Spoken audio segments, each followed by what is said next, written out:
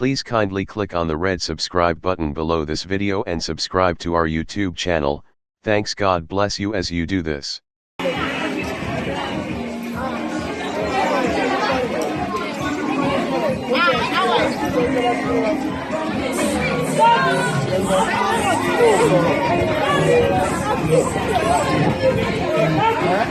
don't know what to do.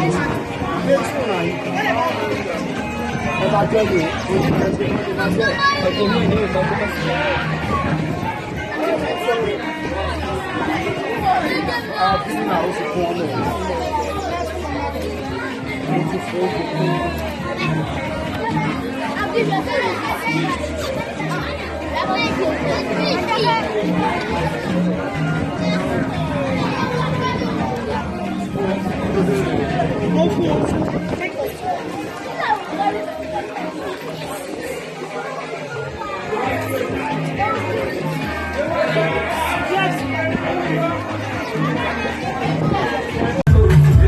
Kwamile.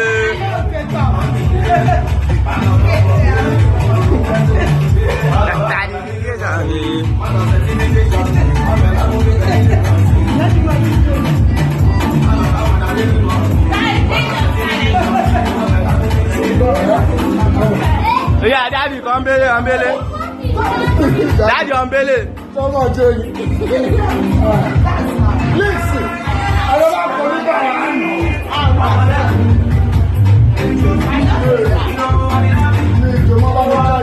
Action. All right, let's go gun them down. Gunners for life!